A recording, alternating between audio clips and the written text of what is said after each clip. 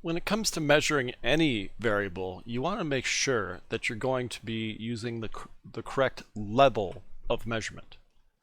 So level of measurement refers to the different levels of quantitative information that can be communicated by a set of scores.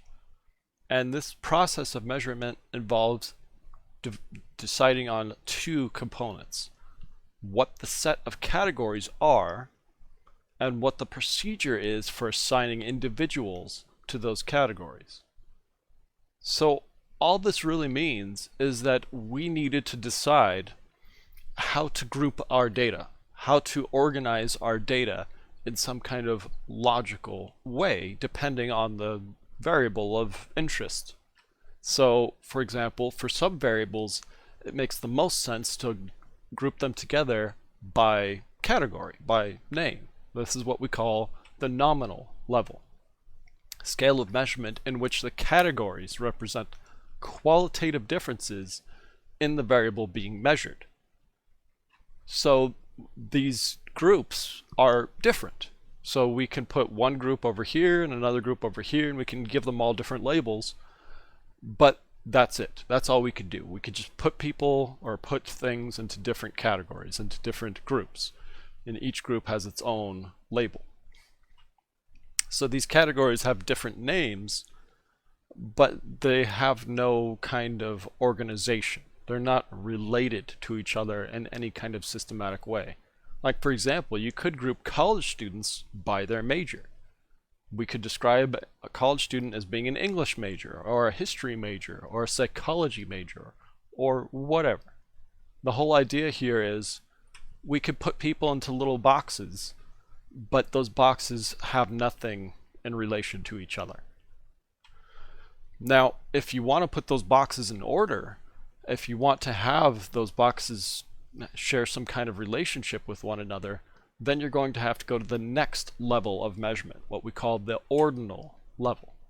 So this is a scale of measurement in which the categories have different names, just like the nominal level, but they also have some kind of sequence, some kind of organizational order. Like, for example, when it comes to shirt sizes, we know that there are different things that you could find on the tag. Like, you could be an extra small, a small, medium, large, extra, extra large, whatever. But that isn't just an indicator of which group it goes in, it's also an indicator of hierarchy, of order. Like, we all understand that a small is smaller than a medium, and a medium is smaller than a large, and so on. So that has some kind of logical ordering to it.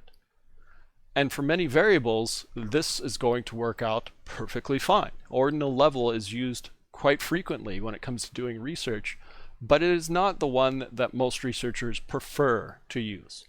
Something that a lot of researchers will prefer to use is the next level, what's called the interval level. So this is a scale of measurement in which the categories are organized into different groups, like the nominal level, and they're put into some kind of order, some sequential organization, like the ordinal level, but the difference between those categories are equal. So, in other words, the difference between a small shirt and a medium shirt would be exactly like 2 inches, and the difference between a medium and a large would be another 2 inches, or something like that. That's not how shirt sizes actually work, at least I don't think they are. But that's the whole idea of the interval level, is we put them into different categories, we put those categories in order, and the difference between each item in the category is exactly the same. So small would be exactly this, the difference between small and medium would be exactly the same as the difference between medium and large, which would be exactly the same as the difference between large and extra large, and so on. So interval just kind of standardizes the differences between the different categories. And we can see this when it comes to a lot of things, like time, for example.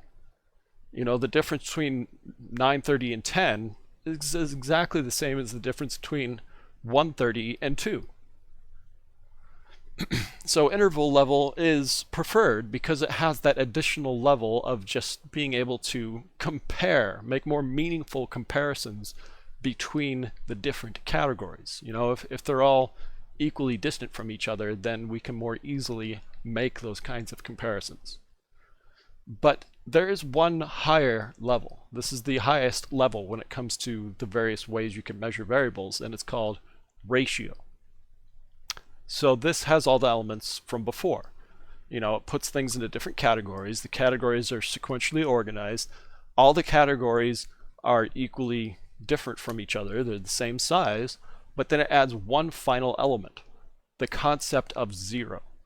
So zero, in this case, means that there is none of it. It indicates the complete absence of a variable being measured. So just think about the example I said with time.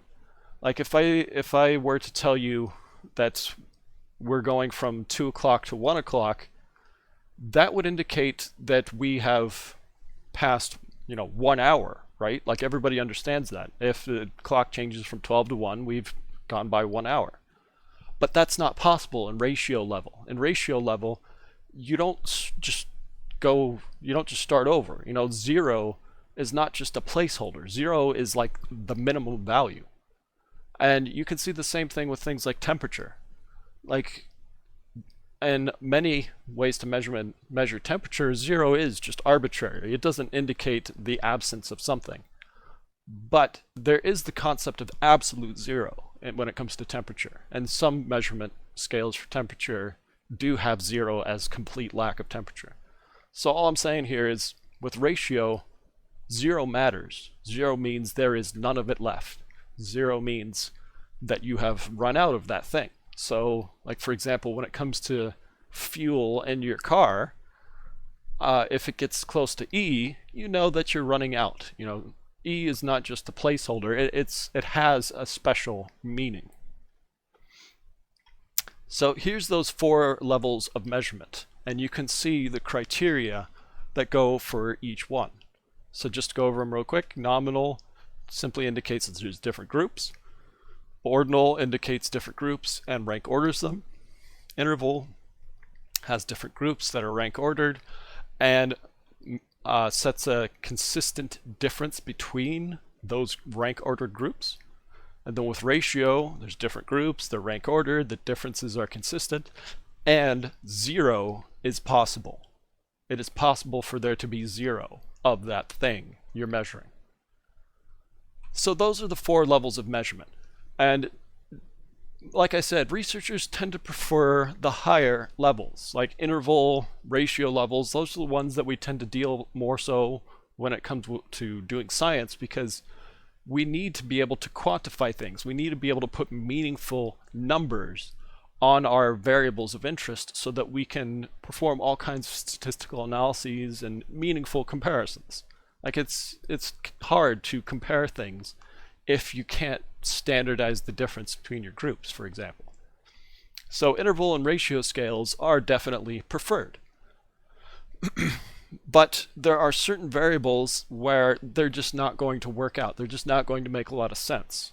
Like it's quite common in our studies that we want to compare different groups of individuals, like males to females, or people of various ethnic groups or nationalities. And you can't really put a number on that. All you can really do in that case is just put people into nominally organized groups. So it really depends on what your variable is. You don't decide which level of measurement you want to use. You just look at the variable that you're interested in, and the decision is basically made for you. But there are some cases where it's not so obvious. There are ambiguous scales sometimes. Like, consider this one. This is a standard 5-point rating scale that goes from strongly agree to strongly disagree. So my question for you is, would this be an example of an ordinal scale, or is it an interval scale? Well, you might say it's ordinal because we have these different labels and they are rank ordered. You know, strongly agree is obviously greater than agree, and that's obviously greater than no opinion, and so on. But then you could also make the argument that it's an interval scale if you claim that the difference between a strongly agree and agree is equal to the difference between agree and no opinion. I wouldn't agree with that. Sorry, I don't mean to keep saying the word agree, but I wouldn't really agree with that. You know, in my opinion, the difference between disagree and strongly disagree is completely different from the difference between no opinion and disagree. Like, that seems very small, whereas the difference between strongly agree or strongly disagree and disagree is very large. But this is an issue of debate. You know, researchers, they talk about this kind of stuff, they argue about this kind of stuff, and when it comes to these more ambiguous forms of measurement like this, oftentimes they are simply treated as interval scales because, as I said previously, by using these kinds of numerical comparisons, we are able to more meaningfully describe the data and share the data and do statistical analyses. Like, is it as simple as just putting the numbers on it? When you put the numbers on it like this, it does seem like it should be an interval scale, but you have to remember those intervals are just labels themselves. So you need to select the appropriate scale of measurement. And here's just a few questions you can try to ask. Like, do you want to just see if there's a difference between groups? If you want to see if there's a difference between groups, then you could use a nominal scale to label those groups. But if you also want to see what the direction is of that difference, then you're going to need to use an ordinal scale. And if you want to not only measure the direction of the difference and the magnitude, then you're going to have to use interval. So this is what I mean when I say that you kind of just have to understand the variable and the decisions will be made for you. But here I just want to leave you with this little reference chart. These are the 3 questions you should ask if you don't know what variable or what level of measurement to use. So first of all, ask yourself, for my variable that I'm interested in, is it possible for one value to be more than another? Like, could one person get a higher score than the other? If the answer is no, you're using a nominal scale. Second question, is the difference between the values constant? Like, if people can get different scores, some being higher than others, are those scores equally separated from each other? If the answer is no, you're doing an interval level. Third question, can a value be 0? Like, is it possible to have none of this variable you're interested in?